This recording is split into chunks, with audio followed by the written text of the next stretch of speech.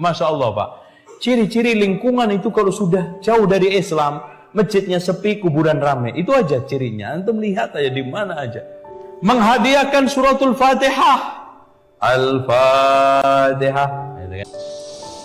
Wa qala al-musannif rahimahullahu ta'ala wa nafa'na bihi wa bi'ulumihi fid dharain amin. Saudara-saudara, dalam pertemuan ini kita akan membahas tentang bacaan Quran sampai kepada mayit. Dalam hal ini kita telah banyak mendengar video yang beredar tentang seorang ustadz yang berbicara lantang tentang Fatihah. Dan ustadz itu mencoba mendiskreditkan, menertawakan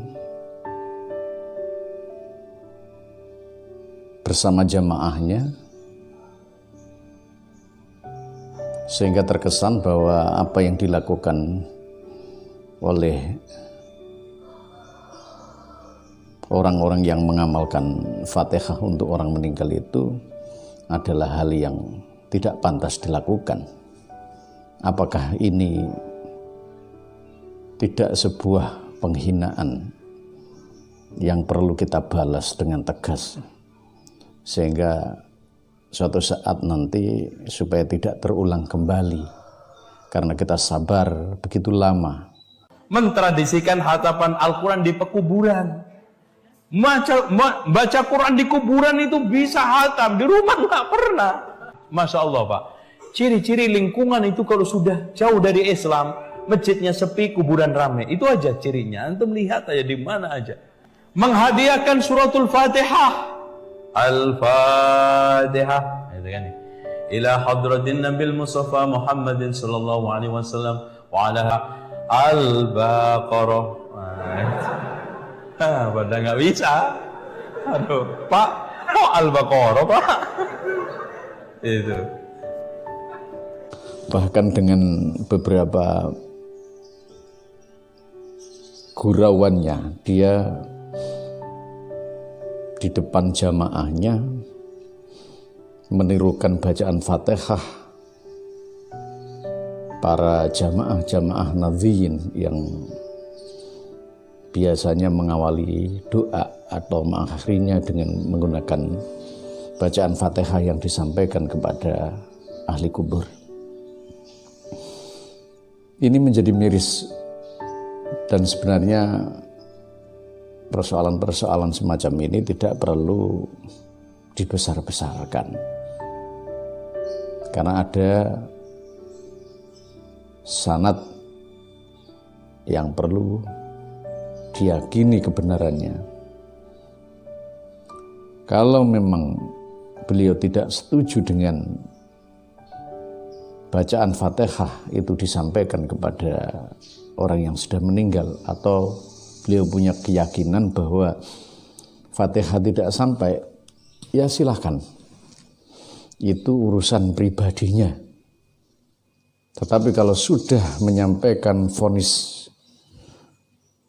dengan etika yang tidak baik di depan jamaah, bahkan sambil menirukan ucapan-ucapan atau bacaan Fatihah yang dibaca oleh para kiai, para ulama, ini harus perlu dikritisi dan perlu dijawab, bahkan perlu diluruskan.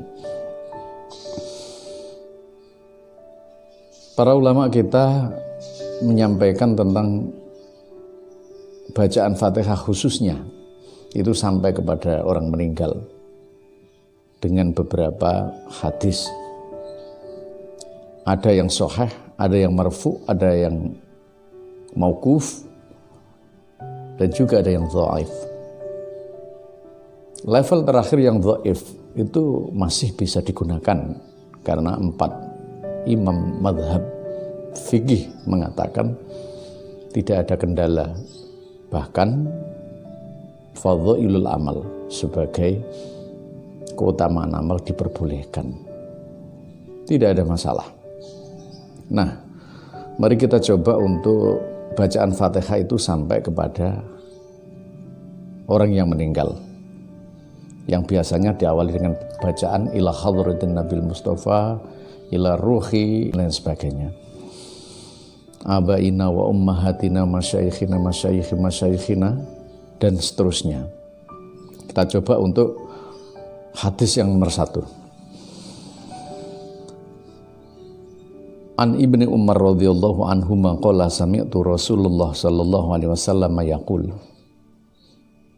Dari Ibni Umar radhiyallahu anhuma, sami'tu Rasulullah, saya mendengar dari Rasulullah sallallahu alaihi wasallam yaqulu, idza mata ahadukum, ketika mati di antara kalian, salah satu di antara kalian, fala tahbisuhu, monggo ojo dindende, artinya jangan ditunda-tunda, jangan diterlambatkan. Sebaiknya jangan ditunda-tunda, jangan diterlambatkan kalau tidak ada hal-hal yang sifatnya penting.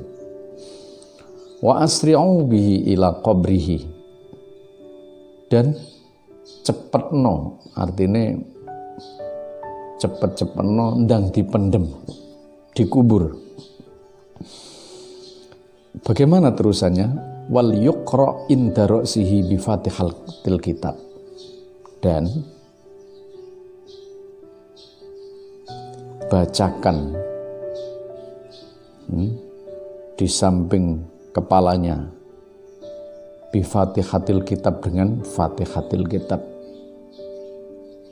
Apa ini tidak sebuah realita? Fatihatul kitab ya Fatihah, tidak ada yang lain.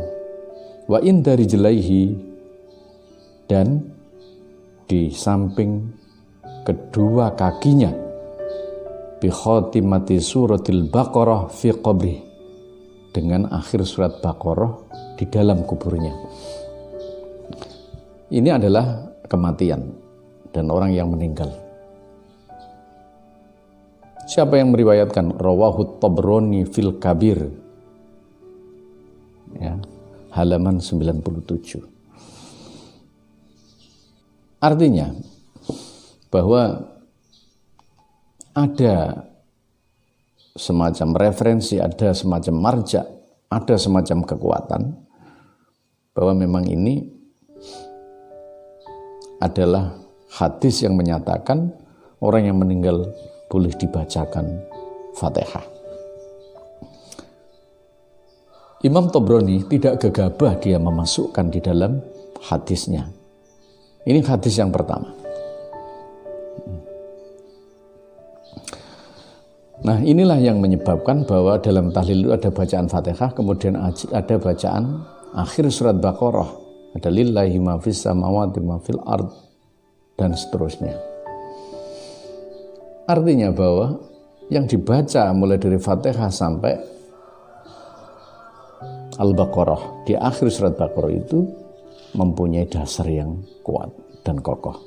Yang kedua adalah An Abdurrahman bin Ibnul Ala ibni Al-Lajlaj an abihi qala li abi ya bunayya inni ana muttu fa'al khidni idza ana muttu fa'al khidni fa idza wada'tani fi lahti faqul bismillahi wa ala millati rasulillah.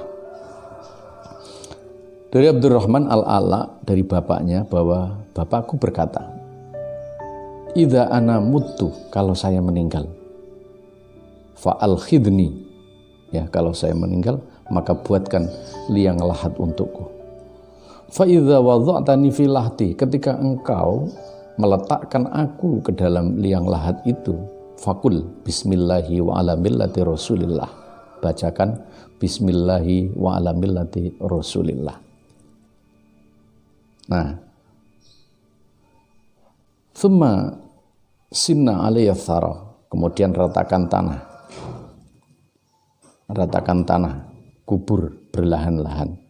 Thumma qra'in darosi, kemudian bacakan di samping kepala saya bi Fatihatil kitab, kelawan bacaan Fatihah, ya, Al-Baqarah wa khotimatiha, dan sampai penutup.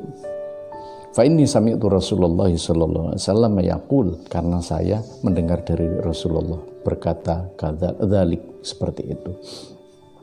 Ini yang kedua. Artinya bahwa bacaan Fatihah itu masyru'iyatun. Masyru'iyatu qiraatul Fatihah wa ghairiha minal Qur'an al-mayyit.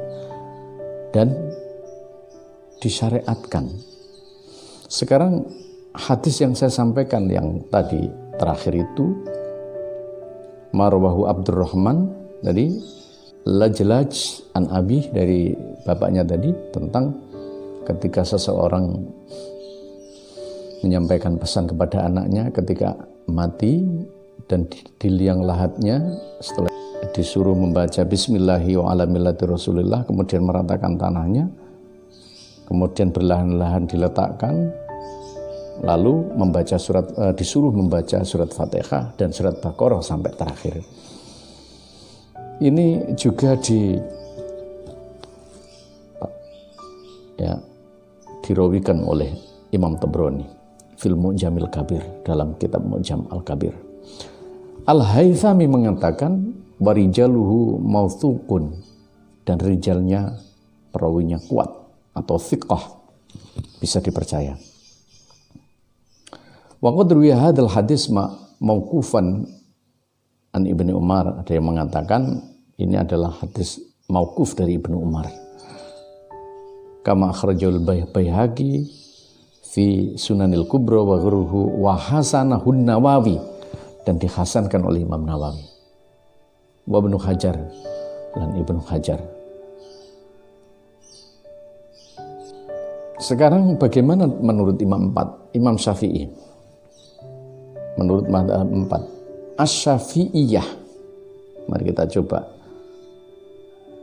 Murid-murid Imam Syafi'i mengatakan, Imam Syafi'i, juru bicara Imam Syafi'i yang namanya Imam